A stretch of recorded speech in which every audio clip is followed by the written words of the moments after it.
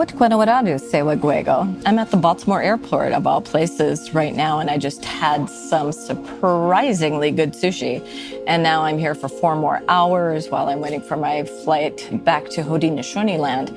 So keep me company for a minute. 4 years ago, in one of our very first Aunties Dandelion episodes, we sat at the kitchen table in Kanyen'kehà with Kahehtoktha Janice Brant. She's a Mohawk Seed Keeper, she's a farmer, she's an artist, and she's the co-founder of the Kenté Seed Sanctuary. I'll link that episode below. It's still one of our most meaningful we've done. Her name, Kahehtoktha, means she goes the length of the garden. And that fits. She spent years tending to seeds and land, community and story, and a lot of times me, honestly. We recently visited Kahehtoktha again, still in Kanyen'kehà. This time we're on video and we're in our jammies and we're sipping coffee, recording for this new series called Aunties Revisited. It's a chance to check in with the aunties who helped shape this project and to bring new listeners into the heart of our work. Janice has continued to grow her practice, and she's beginning to pass that seed-keeping responsibility to her niece, who lives right next door. And that moment of transition is a big part of what we talk about in this episode. And yes, the tripod falls over in the middle of the interview. We keep that part in. You know, it made us laugh and it reminded us that real conversations don't need to be perfect. I mean, far from it. Nyalagoa to Indigenous Screen Office for supporting us. We are Yatini Saha Nedegarunyuganare, the Aunties Dandelion. I'm Gasto Saraguate, so let's go get some coffee. Like, see how this one tuft of hair wants to, like, hang out and be so white? I think it looks great. Why is that one so white? Which one are you talking about? I don't know. It's very white at the side. Yeah, like, I know. I'm getting like white around here. Compared so to the rest I have no pigment. So, what Guanawarado se Waguego? We are in a new series called Aunties Revisited. So we're revisiting the aunties that have affected us so deeply. And Janice Brant, Kahehtoktha, is such a dear friend and amazing auntie. I mean, just look at the texture of this house. Look how beautiful. And I always come here for some reason with like a migraine or not feeling well in some way. And bam, honestly, it's like within 12 hours, 8 hours, I'm better because this is very much a healing place. This series also could be called Aunties in Pajamas because we're in our jammies. I can't even tell you how many times I've done interviews in our jammies. And so now you're getting the visual of that. So we wanted to catch up with you. We talked a lot about the Seed Sanctuary in our first interview. And like I said, that interview has gone far and wide, and I use it when I'm teaching and my students. Wow! Kahehtoktha. Got new way easy. Look how beautiful this house is. Everything about it. And there's Ken. Hi.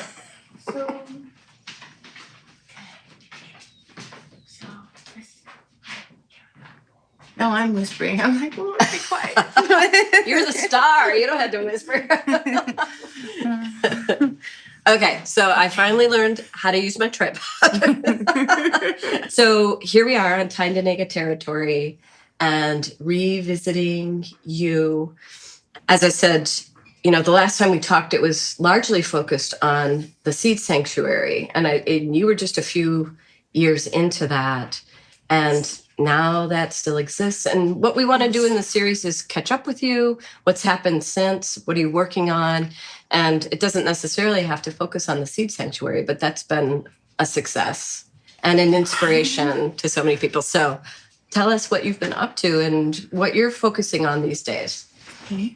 So I do want to talk about the Seed Sanctuary because in a few days we're going to celebrate the 6th anniversary of the seed rematriation. So 6 years we've been caretaking the seed collection. Amazing. That's really important to us, and it's really important for us to renew those commitments each year. And that was such a stunning part of those actions with the seed sanctuary, is that that was the first new wampum belt I had ever heard of. And now there are like 4 or 5 that I've heard of. So even just saying that now makes me so excited. It's like, we're alive. You know, here's this. And can you describe again the wampum belt just really briefly, and then talk about the celebration that's coming up? Yeah, so the passing of the seeds wampum belt, many hands wove it, and wove in their promise to the seeds and our good intentions of taking care of the seeds. And so the belt itself has 2 figures representing the people from the Sisters of Providence, but also through our traditions, the passing of seeds from generation to generation. And so there's a line that connects the people and also runs off either side of the belt to show that that's a continuum, that will go on forever. And it's not just the passing of the seeds themselves, but it also shows a mound with a seed going into the mound. And that's a representation of the skills and knowledge of seed keeping that comes with the responsibility of caretaking the seeds. It's been such an important part of the work, and to be able to demonstrate to our youth, you know, that our culture is alive, and we can enact it, all of it, at any time. And all of those promises and intentions going into that mnemonic? Is that mnemonic? Device? That's what our wampum belts are. And can I tell you as well that one of the students that was in my Indigenous Environmental Justice class this semester, and we just looked at all the gifts that they sent to Janice, because her story is just so impactful for young people these days, or for everybody. And she knew all about it. Like when she knew that you were going to be speaking to the class, she was just like, I know all about the seed. I've been to the seed sanctuary. I know who Janice is. And she couldn't have been more excited. So that really has rippled out since last we spoke, since you started this whole journey. So what's going to do for that? Well, I really feel like it really uplifted the process as well in so many different ways. Like, so, yeah, I think that the wampum belt has been a real strength to this particular seed rematriation and the acknowledgement of our seed relationships. So, yeah, I'm very happy to have been a part of all that, and to even to see the youth, how they respond to it, and also how, like you said, is uplifted our wampum traditions. It's no longer like, it doesn't have to be trapped in the past or like the culture under glass idea, but to show our youth and to show other communities and all of our people that these are our ways, and we can utilize them as they're needed. They're not stuck in the past. And there are people who make the wampum beads, which is incredible, also. So that even the fact that those things are available, and there were people available that knew how to set up a loom in order to weave that kind of belt.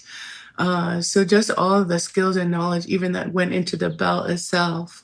And then we consulted with Kahehtoktha Swamp on the Haudenosaunee visual code, because what we wanted to do in creating that belt was not just tell the story of seeds and seed rematriation, but to make sure that it met the Haudenosaunee visual code, so that it could be read and understood long into the future. Yeah, so really, some really good and powerful things happened through all of that, and we're getting ready to celebrate it, and we're getting ready to renew our commitment to the seeds, and we do that by bringing out the wampum belt, and we each group that was involved and people that helped to weave the belt everyone is invited really to help us celebrate and to hear those words repeated over again so that we are all reminded of our responsibility. And like with any gift, there is a responsibility, right? So it's these seeds are a gift to have them come back into our hands and our communities. And I say our communities because we also help to connect with other people across the Haudenosaunee Confederacy, as well as in non-Indigenous folks in our surrounding area. So it brings a lot of people together, and there's a lot of really helpful and positive outreach. Yeah. So. And what would you say is the biggest reach or the biggest impact of the Seed Sanctuary since last we spoke? There's so much impact. There's so much impact. Well, just I think the awareness. I mean, we do a lot of education work to help people understand why we would even need to do this, because there's a lot of biodiversity loss, and a lot of food crops have sort of been funneled into like certain types and varieties that are kind of for grocery stores and consumers, but that means a lot of our traditional foods are not on the market and not available readily. Yeah. So this helps to influence that. But also, I think bringing seed and the idea of seeds and thinking about seeds back into the consciousness of the people is probably the most profound impact that I see, because and just that careful, like being so careful and being so methodical. And that's the other thing that my students at the end of the semester needed to gift one of the speakers, gifts. They needed to do an exchange or give some gratitude. And many of them chose you, and several of them sent seeds and seed art and flowers. And it was really, really just beautiful. Yeah. And it's beautiful for me to see the impact that you're having on the world constantly through your art and through the Seed Sanctuary. So again, what's going on? Yeah. So I guess additionally, I mean, we have expanded the work at the Seed Sanctuary each year. New things are added, or a little bit of expansion takes place to involve more people to do more seeds. And then also we have started to enter more items into the collection. Yeah. So we anticipate the collection to grow over time, because there are elder people, seed keepers. In this community, it has been surveyed a bit for that have seeds, because we were very strong agriculturally, even when other communities were starting to urbanize more. So there are people living here in their 80s and 90s that have seeds that they feel could be entered, that could now be part of the collection, because they don't know if they're children or grandchildren or great-grandchildren will take up that art of seed saving. Yeah. So the Seed Sanctuary also provides like sort of an extra thing where we can accommodate our elders and the older farmers and bring their seeds into the collection, so that those seeds will live on. And that through our work at the Seed Sanctuary will then be grown out as part of the collection and then redistributed. So, or rematriated out. So, and that's a really important part of the work, is to grow and caretake the seeds, but also to share those seeds out and to help people understand the need for them to grow them and seed save them. Because it can't all be on one place or one group or one farmer to do that work. We all have to, in different ways, become a part of it, because we all eat food, and at least 80 to 90% of the food we consume is seed. And I always say a good way to know that is to look into a bowl of our corn soup and see you're eating the seeds. Oh, okay. We're always eating seeds. Oh, So we have to really be mindful that we're also somehow participating in the growing and nurturing of the seeds, and to also maintain the many varieties that our people cultivated for millennium, and evolved them over millennium to these fruits and vegetables and foods that have incredible taste and flavor and high nutritional value. And we don't want to give up any of that. I think residential schools interfered a lot with that. Different policies towards us interfered with that relationship. But now we're in a time and place where we can renew that and pick that back up again and embrace our need for good health, and mentally and physically can start by reconnecting with our seeds. Because that is what we ate a lot of. And so we had lots of corn and beans and squash. That's right. They're all seeds. And even when we think of the squashes, sometimes we just immediately just think of the squash flesh, but the seeds themselves are we also consume, which are very high in the daily things that you need, riboflavin, different vitamins. So they say even the pumpkin seeds themselves had very high nutritional value. So all of those things. And you can make bread out of seeds and crackers. It all contributed to our good health and our well-being, and not just physically, but spiritually, mentally, because of the activities involved in working with those things. But I guess a little bit, I also wanted to talk about some of the things I've done more recently. Because I do get invited to other communities, which is probably one of my, I don't know, it's just something really special to me, to be able to go and either help others or by sharing things that I learned or the knowledge that I have from years of experience working with seeds and gardening and doing seed gardens, things like that. So, and I got to take my niece, who is she's already been exposed to seed saving for most of her growing up. So she's an excellent candidate for continuing this kind of learning. And she grew up just right over there. Next to her next door. I auntie. have lots of photos of her helping me in my garden, and she's helped me since she was about 3. And so now that she's a young woman, an adult, she's studying at university, sustainable agriculture. Nice. And Indigenous studies. She's doing a joint study. That's a cool combo.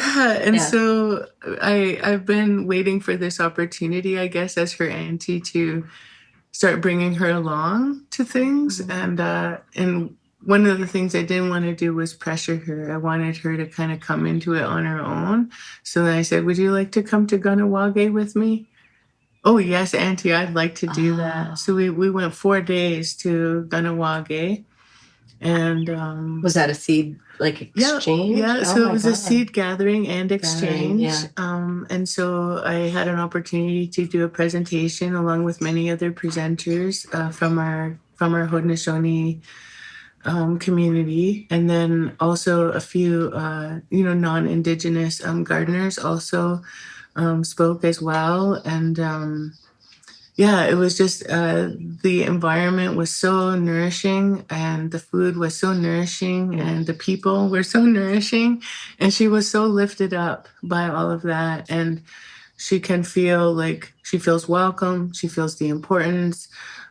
She was sort of starstruck by some of the speakers, which I love, because it's like, wow, I want her to embrace them as our role models, not necessarily someone from mainstream, or like a pop star. Not like a celebrity culture. These are. She was like in awe of like Valerie Gabriel's presentation on mushrooms. Oh, man. And that was like, to me, that's so powerful. In so many different ways, but I was just so overjoyed, And then she came up, she said to me after our presentation, she helped me make the presentation. And then she was shy to speak, but she operated the slides and stuff. But she came she came up to me after and she said, Auntie, they were all surrounding you and talking to you. And she said, you know, they really love you. And I said, well, I really love them. And I said, one of the things that they always tell me comes across is my love, like, and passion for our culture, for our seeds, for our foodways. And she said, well, Auntie, after they couldn't get close enough to you, they started surrounding me too. And she said they were asking me questions, but she said I just froze. And I said, that's okay. I said, you know what? I said, you listen to the questions that you're being asked. And I said, it's okay if you don't have an answer. Or maybe you have an answer, but you just don't even know how to begin. But I said, that comes with time. And that comes with your maturity. And you will find ways to answer those questions because it's really important that we help them. Because when they're asking, it's because they're looking for some advice or some help or some guidance. And so even, you know, to reflect on the questions that you're asked so that next time you'll be able to know how you might answer it. And I said, and that's what happened with me. That's how I learned to talk to people the way that I do.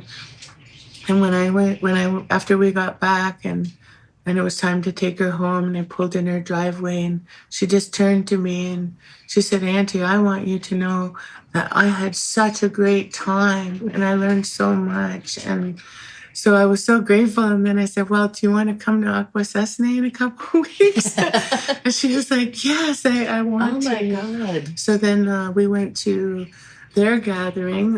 They call it Nation to Nation Food Sustainability Conference. And again, they had different presenters. And again, they had a mushroom presentation, which again, she's really drawn to that. So she thought that was fantastic. There was Alicia Cook did a workshop on elderberry. And there were just so many great presentations. And again, we made a presentation. Gajit Juni that's right, her movie on seeds. Yeah, we got to see her film. And then right after... Go listen to the podcast. We just did the podcast with her. Yeah. And she helped us with our technology because our computer that we had wouldn't match up with the speakers and stuff that were there. So that was so helpful and so good of her to do that. But it was also like, I just love for my niece to meet these beautiful people. Yeah. Right? That are influencers, that are aunties, that are so knowledgeable. And for her to have that close contact, you know, just it really means a lot to me. Anyway, we gave a similar presentation there, a little bit about the seed sanctuary, but I talk a lot about our Haudenosaunee varieties in particular, how to care for the corn, how to care for our squashes and our beans and the kind of things you need to be thinking of in order to preserve those varieties the way our ancestors intended them. So not to just plant a bunch of things and end up with a bunch of crossed up things. Right. That's not because they easily get what we do. Contaminated, right? Right. Yeah. They cross-pollinate, and there's things to know about seed gardening. And then sometimes the people do well with the garden, but they don't always know how to let things reach their maturity for proper seed keeping, or how to dry it or preserve it after it's been That's gardened. A huge thing, isn't it? It's one of the ways where we find the most like problems. Yeah. Like where people what do you do with it? Yeah, like an example. This is quite a few years ago now, but a community member came up to me and said, "I just don't have any luck saving my bean seeds." And I said, So like in my own way, I'm trying to figure out how to help him, right? So then I said, well, tell me about what you do. So then I listened to him. And then what I realized quickly was that he was picking the beans when they were immature. And so then when he would lay them out, they would spoil because they didn't reach their maturity, for one thing. So I said, there's an easy remedy. I said, you don't pick them until they shake like a rattle. Ooh. And if you can hear the seeds moving inside the pod, then you can pick them. But so just sometimes it's just simple things, but if they're inexperienced, they just might not know that, or they might not know, like, the best corn seed is to leave it in the field as long as possible. has to reach its even to reach a dry state before you even pick it. Right, because there's probably so much moisture, right? That's why they spoil. Right. Plus, when you have a plant drying down in the field, all of the energy, like the reason it changes color from green to yellow is because all the energy now is going to the seed. Yeah. So the plant is dying, but it's sending all of its life force into the seed. But to capture that, you have to leave that there until that plant is done with its process. So sometimes metaphorical and practical. Yeah. So sometimes it's just hearing people talk about that, like how they allow the plants to reach their maturity, or how to prevent cross pollinations, or different techniques that our people used to manage a lot of different crops all at once without causing a lot of crossbreeding and stuff like that. And also, I like to talk a little bit about seed selecting, so that you're choosing the strong candidates for future plantings, right? And then using the ones that maybe are not so hardy to be your first source of food. Yeah. So we eat those up so that they don't get planted in the garden, that kind of idea. Wow. So we start with those ones first and consume those ones first, but reserve the best ones for the seed and not the food. So it's interesting, to talk about those things. But I just love talking about our Haudenosaunee varieties. The seed collection is a large part indigenous seeds, but it also has seeds from other places of the world that originate in Europe and Asia. But myself personally, my own focus has been on our Haudenosaunee foods and crops. Yeah. So then I just over 30, 40 years, I've just become, I've collected a lot of knowledge, and I have a lot of experience working with them. So I really enjoy sharing that information now. And so that's what we did at Ganawagi and Akwesasne. And glad to have my niece with me, not just assisting me, but enjoying with me, And it reminds me of last night we went to a presentation preparing for the Great Law, which is going to happen here in Kanyen'kehà. So exciting. And part of what was discussed is this idea of raising up. I think in the overculture, people just show up fully formed, like they're little geniuses that didn't have any influences. And I think what you're so focused on and aware of is this need to raise up. And with your niece and with me, and that everybody that you come into contact with, it's a constant education and curiosity, and then representation too through your art. And that's the way that we need. It's such a different mindset, oddly, Yes, but understanding that our responsibility, as much as doing, carrying the gifts and the way that we carry them, is to hand those gifts off to the next generation. So that is reminding me of what we were listening to last night. So beautiful. Yeah. And it's true, what Janice was saying was, we start making leaders right from the time they're born. Yeah. They don't just appear. Yeah. Or we don't just say, oh, well, we choose him to be the leader. That we raise each person, every person, to be the leader. Yes. And then from that we have we have some people to choose from when it's time to raise up a new chief or a new clan mother, and then the leaders are surrounded by support, right? And we all have that potential. Every community I visit, I feel like an honored guest. Yeah. The hospitality is, just beyond, anyway, and that's what my niece said too. She says, wow, Auntie, they treat us so good. And I said, but that's the way, that's part of our custom. And when anyone comes to our community, we do the same. We treat them in the same manner, as special, revered guests. And as part of the conference, they had a social the one evening. And I said to my niece, well, would you like to go to the social? And I said, that's part of the conference. And she said she was unsure because she's young, and she sometimes worries about acceptance and belonging and things like that I used to worry about that too. Yeah, I'm like, am I doing it right? Am I doing it right? Do I look okay? All that, right? And so, but even just attending there, like when we first walked into the longhouse, she says, "Where do we sit?" And I said, the protocol. I said, it applies the same rules across the Confederacy. I said, we sit where the visitors sit, and and all that. But when we went to the social, she noticed that. Well, at first she was having trouble picking up the dialect of the Kanyen'kehà. Yeah. I said, it's okay. I said, just listen. I said, you'll hear it. And then soon she started to turn to me like, oh, I recognize it. They're gonna do the duck dance.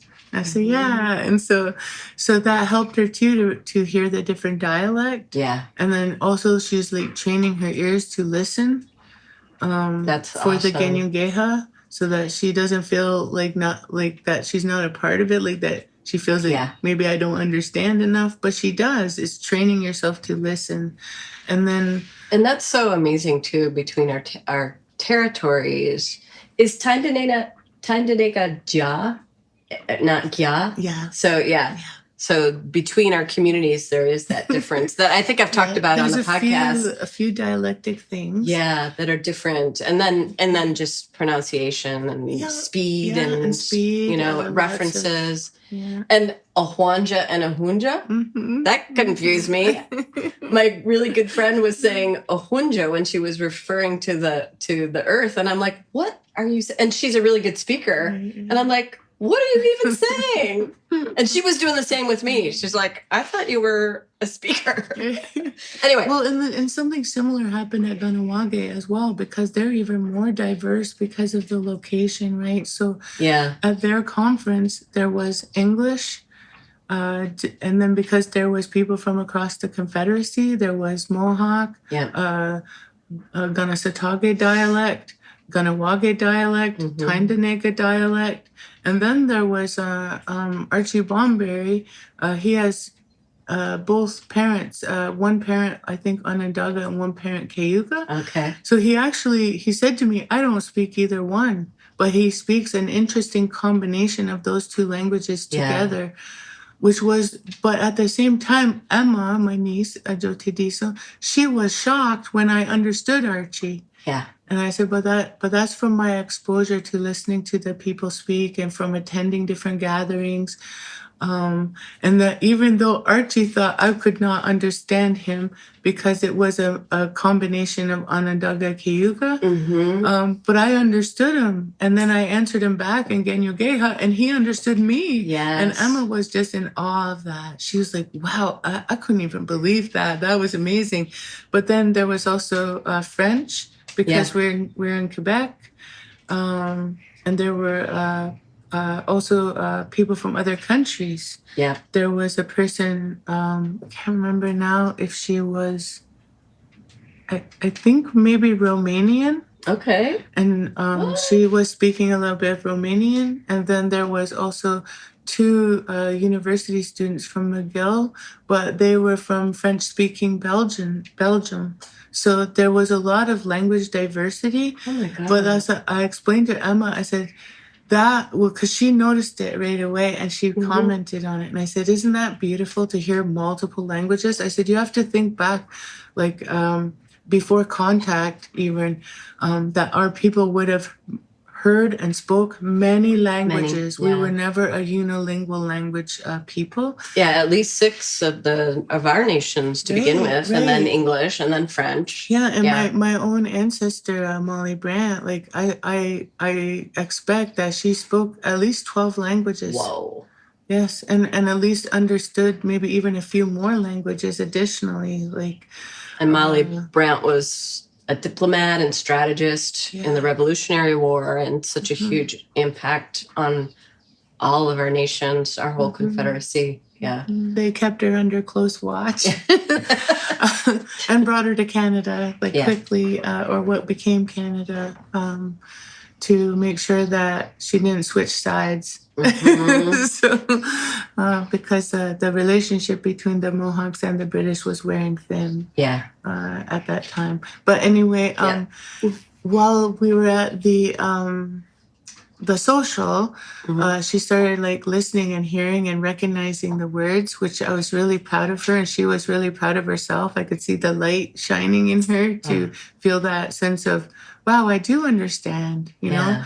And then they were doing the rabbit dance, and she says, oh, Auntie, are we doing the rabbit dance wrong? And I said, no, Dolly. I said, each community has evolved their own like ways. I said, there's lots of similarities, but sometimes people do things a little bit differently. Yeah. And I said, would you want to dance? And she said, oh, I can't dance. And she got like shy. And then after a few minutes, then she says, okay, Auntie, I'll dance. And she goes, what dance will we do? And I said, well, we do our dance, of course. Yeah. And she says, but won't they laugh at us? I said, no. I said, we're so conditioned. I said, they won't laugh. I said, they'll know we're from Kanyen'kehà. And they'll appreciate it. They'll be like, oh, maybe I'm doing my dance wrong. So then we did the dance, and we did it in our style. And then we noticed like some people over with the other visitors, like they were all smiling at us. And when we came to sit down, they were high-fiving us and fist bumping us and said, that's how we do it in Kanyen'kehà. And they were proud of us too, to follow our custom and not just like say, oh, well, we can't do it in our fashion because they do it a little bit different. Yeah. Because like I think her idea of standing out had a negative context, but my idea of standing out was that they will know that we are from a different community by the way that we do our dance. And that just expands us, you know? It's, I mean, that's the mindset. It should enrich us, right? It enriches us. Like, keep looking at the things that are different, you know, and that other people carry, because then we learn more. And it's like there are so many different stories of even just Sky Woman. There's so many different versions of that. And I love that that doesn't freak people in the Confederacy out. Right, it's like, oh, that's interesting, they're you know, because valid. Yeah, because every single one teaches you something more about a certain time or about a certain perspective. So that's another great thing to be handing off to your niece. Yeah, it was so good. And just I love for her to meet other people in the Confederacy so that she understands we're part of this bigger, we're not just this small community of Kanyen'kehà or a community of Mohawk communities, but that we are more extended than that. We are, you know, the Longhouse, the Haudenosaunee, right? And that there are many nations and within that. And so it was really, it was just really fun to have that experience with her. And then I said to her, you know, I could leave the social and come back and get you. And because there was a lot of young people. And I thought, well, maybe she'd like to just enjoy some time with these young people and not have her auntie sitting there watching everything.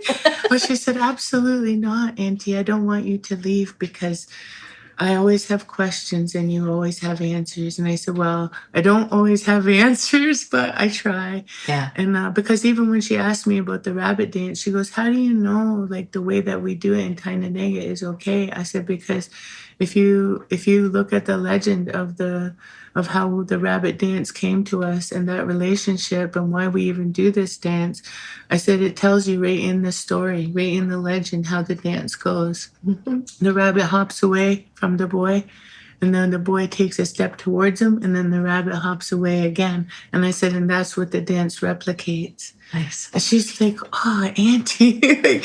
And I'm glad that she likes it and appreciates my answers, because, you know, some teenagers or people in that younger age might kind of roll their eyes. But she doesn't. She likes to hear me tell stories of things. And sometimes it can feel a bit lonely, like for her, like that there are not a lot of people her own age involved in those activities the way that she is. But when we go to those conferences, then she does see, oh yes, there is other people my age doing these things and interested in these things and interested in walking that walk, you know? Yay, Emma! I know. So I'm so grateful for her. What is her name again? Her so Jo Te Diso. Jo Te Diso. Yeah, and it's like she like completes it. Like, and it's pertaining to the garden. So it's a good name for her. She's growing into that name very nicely. Awesome. So at Akwesasne, and Ganawage, we met lots of great people. But some of the people that we met at Akwesasne, a few I've met before, and we have been trying to make an opportunity to get together because we definitely need to discuss some things.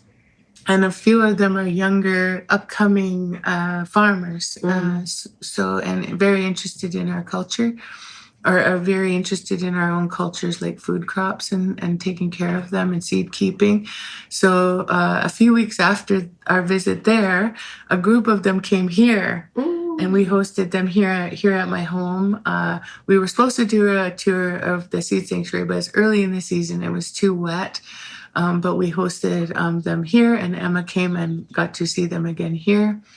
But we had a great visit about our Haudenosaunee foods and crops.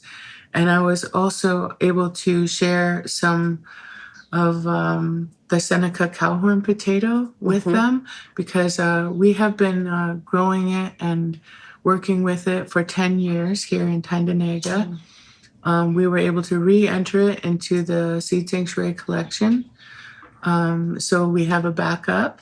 We have been distributing the seed throughout the Confederacy, but we've been having trouble finding people that have had success with it. So what was so great about that was meeting these younger farmers that are very interested, very dedicated, and I was able to hand some of that seed off to them. Wow. So they left here with a very extremely rare potato that could become extinct, literally within our generation. So we've been working hard to try to prevent that from happening. Yeah.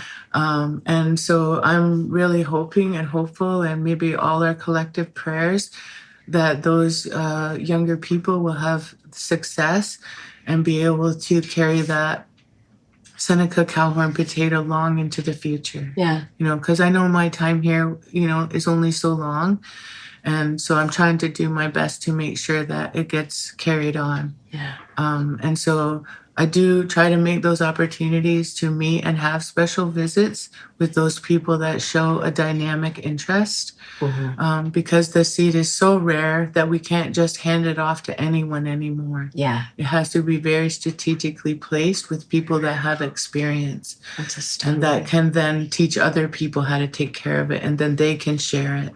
And so that's how these things are going to get preserved for future generations. And so there's a lot that goes into it. And and you have to also be willing not just to bring people into your home and into your life, but also to rematriate seed with them.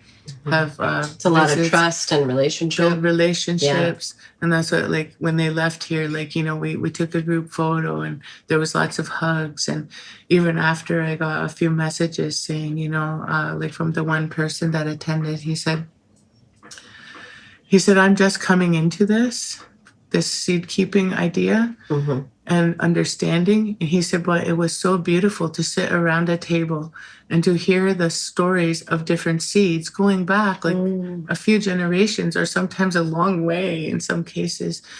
Because one of the important things that I try to do as a seed keeper is that I try not just it's not that I collect the seeds, but I also collect the stories that goes with that seed. Yeah. Who had it, where, how it was passed on to me, because they're also going to need to know that, because just like our people have had different experiences, that seed and where it's been and who has handled it also contributes to the story of that seed's origin and where it's come from, what it has endured, if it's lived through droughts, if it's been in a community that had a lot of agriculture or or very little agriculture, or so all of that information is so it's not just like, again, like the wampum bell, it's not just passing the seeds. it is passing all of the information that we have collected about that seed, the stories, the to language, the next the culture, generations, because they're going to need to know that, because everything that happens in that seed's life is imprinted in its DNA. So that's a beautiful place to wrap it up. Yeah, it is. Yawa ti agwego ni sajerka. Thank you for all you are doing. And Gunarungkwa, you are precious to me and precious to our whole Confederacy and the world. One job. Well, I have a big name that I have a big responsibility. You do. And can you explain what your name means? So my name, Kahehtoktha, it goes the length of the garden. Yeah. And really it's referring to the squash sister and her long vines. Oh, I didn't know that part. I knew it was the length of the garden. Oh, awesome. Yawa. So this is Aunties drinking coffee in our jammies, otherwise known as Aunties Revisited. And so after this, stick around because you'll hear the full interview also of Janice from back in the day when we first started really these podcasts. So don't leave yet. All right. Onegiwai. Oh, no. Bye-bye.